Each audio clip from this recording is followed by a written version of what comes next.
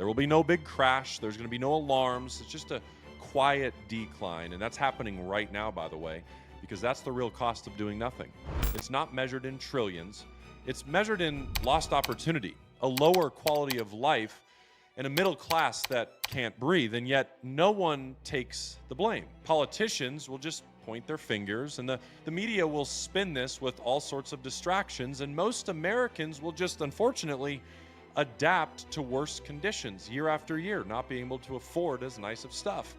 But you don't have to, because once you see the pattern I'm showing you, you can break out of it. And that's what I really want to talk about with you. But underneath the surface of that, your purchasing power is vanishing.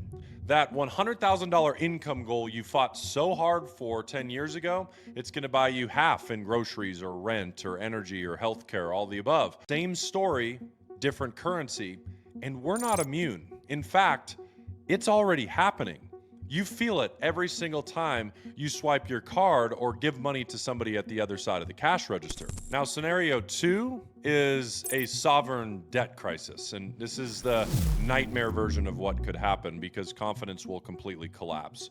Foreign governments like Japan, China, and other sovereign funds will stop buying US treasuries. Or worse, they could start selling. This will cause yields to spike to try to bring in more money, which will cause the dollar to tumble, markets will crash, and we'll find ourselves in the middle of a systemic breakdown. You can't just work hard, save money, and retire at 65. So let's talk about what you can actually do. So how do you protect yourself in a debt-ridden, inflating, and volatile economy, which is where most people get overwhelmed, and understandably so? But first of all, the solution is not to panic. The solution is simply to prepare. Number 2, I need you to own hard assets. In every currency collapse in history, one rule holds true. Tangible beats digital.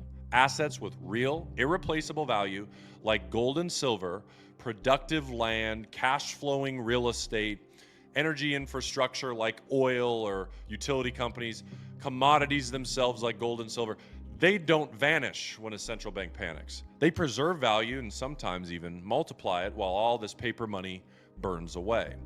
Number 3, you need to create multiple streams of income, and this is no longer optional.